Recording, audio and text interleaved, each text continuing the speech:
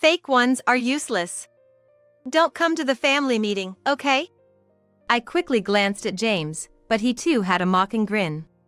Amy's real mom was so beautiful. Not like this worn-out lady. Seeing my hurt expression, James looked annoyed.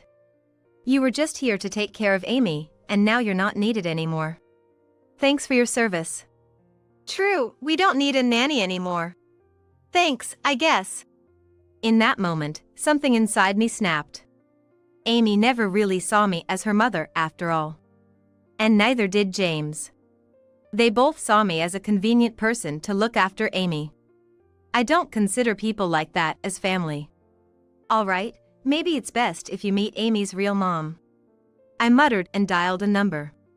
My name is Jessica Peterson, and I just turned 50. I've been working at a renowned trading company since I graduated. Thankfully, it's a pretty well-known company, so many recognize its name.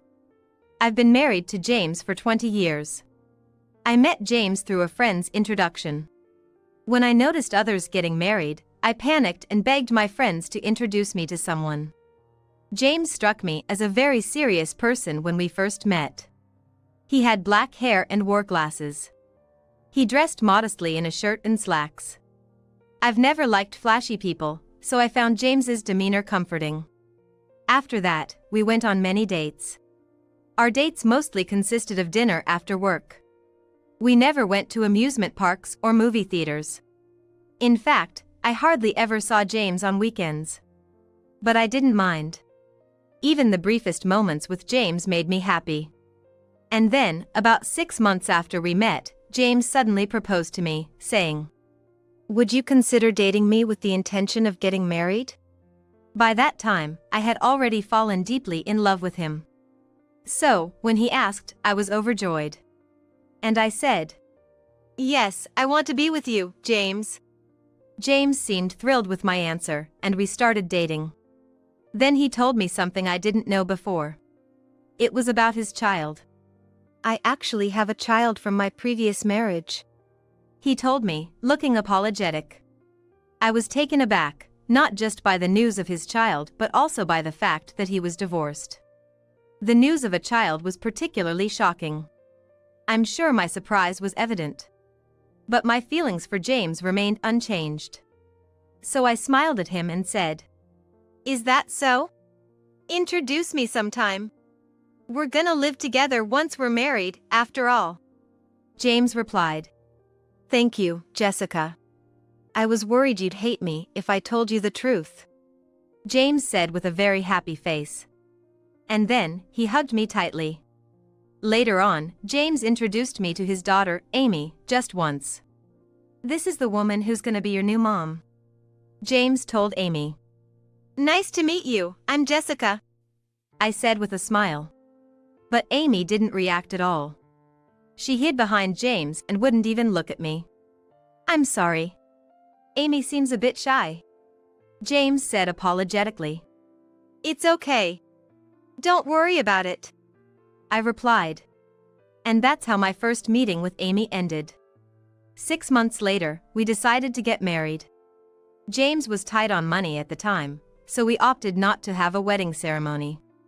We just got legally married without a honeymoon. Any girl dreaming of a wedding would probably be upset. James sincerely apologized, but for me, as long as I had James, that was enough. So, I smiled and forgave him. We're gonna have a happy married life. I thought about our future life together. Our newlywed life began, but it wasn't without its challenges. The main problem was Amy. She strongly resisted the idea of living with me. Until then, James and Amy had been living in a one-bedroom apartment, which was too small for the three of us. So, we decided to move to a slightly larger condo. But for Amy, leaving the place she was familiar with seemed really hard. "I hate this place. I liked our old apartment," she cried out loudly. "Amy, the previous place was too small for all of us. Can't you understand?" James tried to reason with her. But Amy just continued to cry. "Why do I have to live with this old woman? I want to live with my real mom." She pointed at me and said, "Hey, Amy. James started to scold her, but I stopped him. James, it's okay. I can understand it's hard for Amy to accept this new life all of a sudden. Just think of me as a roommate, okay? I told Amy sincerely. Jessica. James looked at me with concern. Amy just glared at me in silence. Despite the initial tense atmosphere with Amy, over time, her attitude softened. Initially, she'd say things like, I don't want to live with this plain old woman. It's so embarrassing, I can't even tell my friends. But I understood Amy's feelings.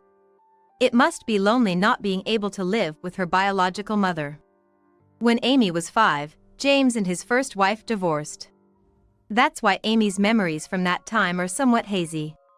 She would always look at pictures of her real mother, saying, My real mom was this beautiful, not like you.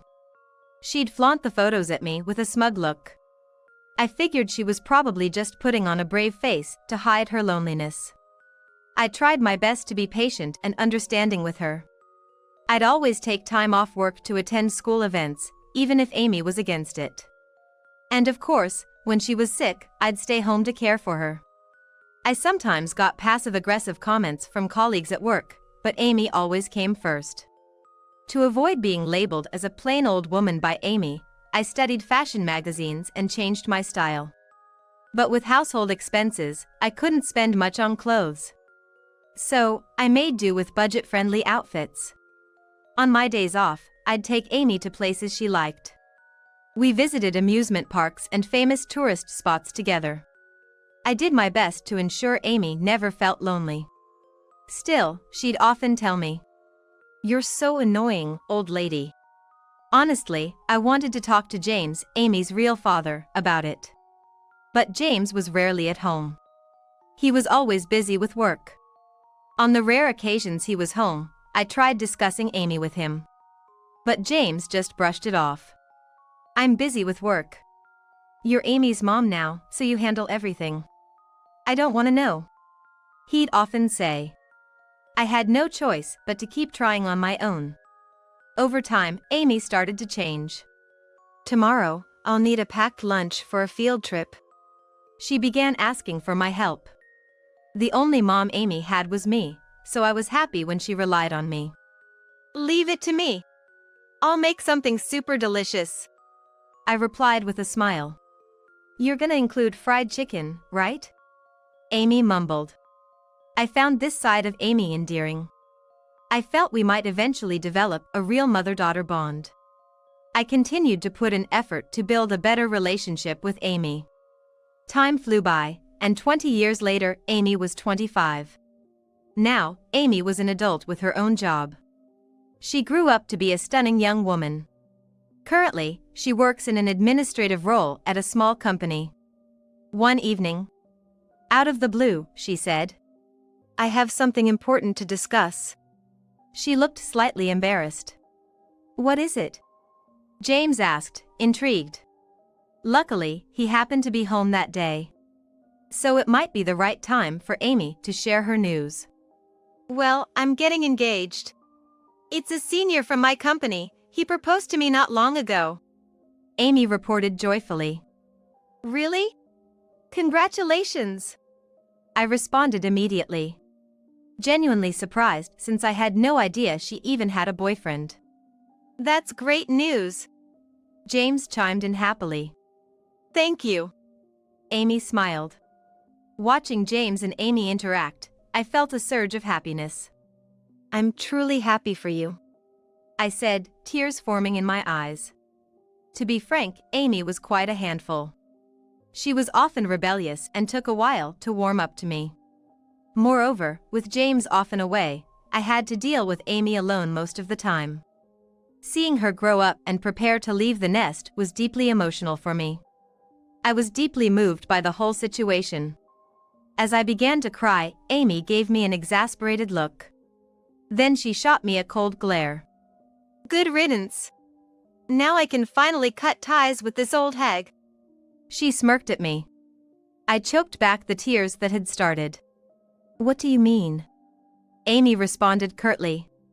Exactly what I said. Think about it, someone as plain as you, being seen as my mom? Impossible. Did you really think you became my real mom? I thought Amy was slowly warming up to me. But I was apparently wrong. No need for a fake. Don't bother coming to the family gathering. She scoffed. I instinctively looked at James for support, but he too had a mocking grin. Amy's real mom was beautiful. Not like this faded old woman, he remarked. James, that's harsh. Defeated, I murmured. Seeing my distressed face, James seemed annoyed. You were just for taking care of Amy. You're no longer needed. Thanks for everything, he said, laughing. Right, we don't need childcare anymore. Thanks for the effort. Amy chuckled. In that moment, I felt something snap inside of me. It turned out, Amy never really saw me as her mother. And neither did James. To them, I was just a convenient caretaker for Amy. They were not my family. The two of them joyfully discussed their complaints about me. Quietly, I left the living room where they were seated. Perhaps the family gathering would be better off with Amy's real mom, I whispered to myself. Then, I dialed a certain number. A week after Amy's engagement announcement, today was the day for both families to meet. Although I wasn't invited, I secretly arrived at the venue. Why? Because right after announcing her engagement, Amy had demanded something from me. You're embarrassing, so I don't want you at the family gathering. But you have to cover the cost. My fiancé is paying for most of the wedding, so we're taking care of this dinner's expenses, she said with a smirk. I didn't appreciate her entitled expression. Naturally, I protested. Why should I pay for a dinner I'm not even attending? Let James pay for it. But Amy's mood flipped immediately. You know Dad doesn't have much money. You have a good job at a major corporation, so just shut up and pay. She yelled at me. I couldn't agree with what was happening, so I didn't respond. Eventually, Amy said, All I want from you is to cover the costs. Just be ready when it's time to pay. She then handed me the reservation details for the family meeting. The address and reservation time were written on it. After that, Amy went straight to her room. Recalling that incident, I was in a room adjacent to where the family introduction was taking place. I had previously asked the venue's staff to book the neighboring room for me. If it was just about the money, I'd think it would be best to show up towards the end of the meal. However, I had another purpose in mind. Luckily, I could faintly hear the voices from the next room. I listened carefully. I'm sorry my mother couldn't make it today. She suddenly fell ill, Amy said, looking a bit down. How phony of her. Telling me not to come, and then making such a statement. My wife apologizes. I'll handle things today, James added to Amy's fiancé and his parents. Both of them seemed to be in on it. But that didn't matter to me anymore. There's someone better suited for this family introduction, I mumbled to myself. I then signaled to someone I had previously contacted. Thank you for coming. She gave me a thumbs up and headed to the introduction room. James, Amy. Long time no see. Amy's real mother, known as Susan, appeared in the doorway. Susan. Why are you here? James seemed taken aback. The others were left dumbfounded. I invited her. You don't need a fake when you can have the real deal, I said, smiling from behind Susan. I had easily found Susan's contact through James' social media, and given that I recognized her from Amy's photos. Originally, I researched to allow Amy to contact her real mother. But with the current situation, I ended up contacting Susan. At first, Susan was really surprised when I contacted her on social media. It's understandable, getting a sudden message from James' current wife would typically cause such a reaction. However, once I explained the situation, she understood and agreed to come to the family gathering. When I relayed this to James, his mood changed dramatically. Why the hell did you do something like that? He glared at me with full force. Susan is undeniably beautiful, but she's quite flashy. Apparently, she's 5 years younger than me, but she doesn't seem her age at all. Her hair is colored ash pink. And she's dressed in trendy, youthful clothes from top to bottom. She clearly takes great care in her appearance and looks at least 10 years younger than she is. It's a mystery to me why someone as straightforward as James would marry someone who's his complete opposite. Amidst everyone's shock, only Amy responded. "Mom," she murmured, probably recognizing Susan from some old photos. Then, Susan quickly turned to Amy and said, "What? Can you not call me Mom? I gave birth to you, but I hardly raised you. And I heard you've been talking trash about the woman who did raise you. Don't you think someone who can't even appreciate their own parents isn't fit for marriage?" She looked at Amy with a hint of disdain. Amy was clearly shocked to hear such words from the mother she had only dreamed of. Suddenly, James, who had been silent, shouted, "Shut up! You'd probably ask if she loved you. It's your fault for not raising Amy properly. Reflect on that."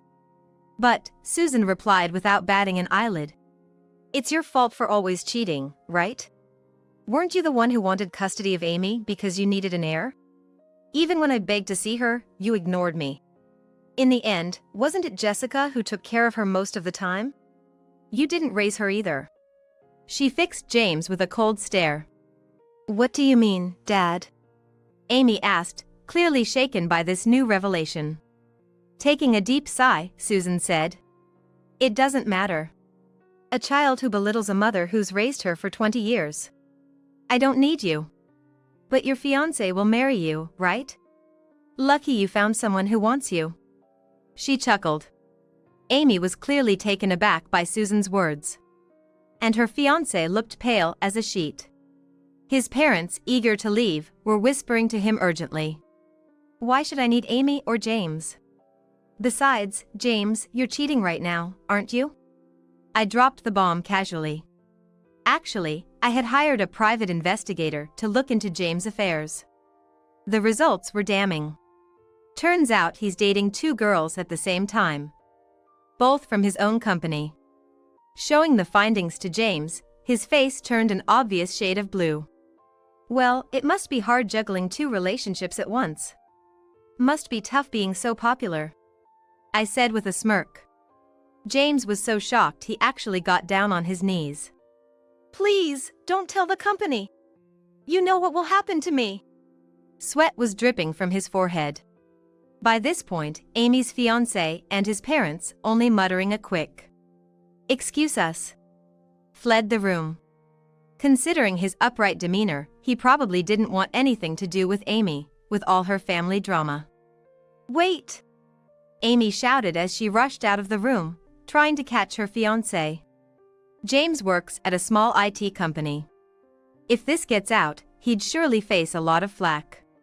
But I had no intention of letting him off the hook. "It's too late. I've already sent evidence of your affair to the company. It'll probably arrive by Monday, don't you think?" James stared at me in disbelief. "Oh my, drama at the office from Monday? That's gonna be entertaining," Susan said, laughing hysterically. James approached me pleadingly. "Come on, do something about it. We're a married couple, aren't we?" James begged, but it was too little, too late. "We're getting divorced. I've gathered all the evidence." Hearing this, James visibly deflated. In the end, Amy's engagement was called off. Her fiancé was adamant about the decision. I misjudged Amy. Not only does she lack gratitude for her upbringing, but she also treats those who cared for her with such disdain. We're done with the engagement. At work, just consider us colleagues. Her fiancé supposedly declared this with a piercing look. Given the embarrassment at the family gathering, the end of the engagement seemed inevitable. Eventually, Amy resigned from her job. Seeing her ex-fiancé every day at work was taking a toll on her mentally. Now, she's reportedly staying home and avoiding going out. She really brought it on herself. Before long, my divorce with James was finalized. James had repeatedly expressed his hope for reconciliation. Can't we give it another shot? I'm just renting my current place, and I hardly have any savings. I've been fired from my job. I can't make ends meet this way. James lamented. As it turned out, James had been let go from his job. Following the evidence I sent, the two women he had affairs with were summoned to HR. It was then revealed they were both involved with James. There seemed to have been quite the showdown. Ultimately, the office romance was deemed too scandalous, and he was strongly advised to resign. It was basically a firing. Moreover, James was already 55 years old. He's having a tough time finding another job. But I had no intention of forgiving James for his actions. So, with the strong persuasion of my attorney, I managed to get the divorce finalized. James is truly backed into a corner right now. Though he doesn't have a job lined up, he still needs money to live. He spent so much on his affairs that he hardly has any savings left. Apparently, he's now even behind on rent. If only I hadn't cheated. James sobbed over the phone. But James's cheating is like an addiction. It's unlikely he'll ever change. Perhaps because of James's situation, I've started receiving calls from Amy lately. Because of Dad, the landlord's been on my case about overdue rent. It's the worst. Since you're my mom, come pick me up?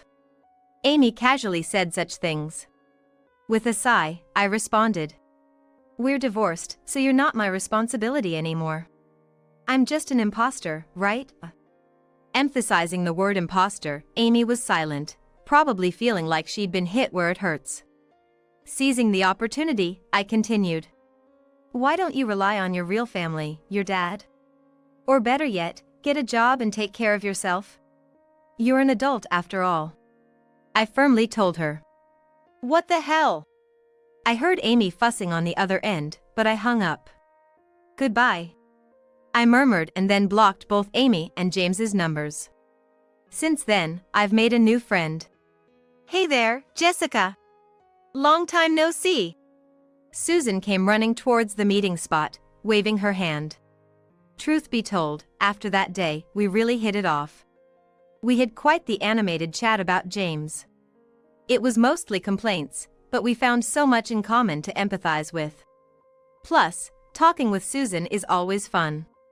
All this time, I had been consumed with looking after Amy and working. So, I hardly had any time for myself. But now, I can enjoy my own time however I please. Thinking about that makes me quite excited. Jessica, you've been smiling a lot more lately. A smiling face suits you better. It makes me happy too. Susan said with a bright smile. Her words warmed my heart. Some say turning 50 is the halfway point in life, but I don't feel that way at all. To me, this is just the starting point. I'm determined to live a life without regrets from here on out.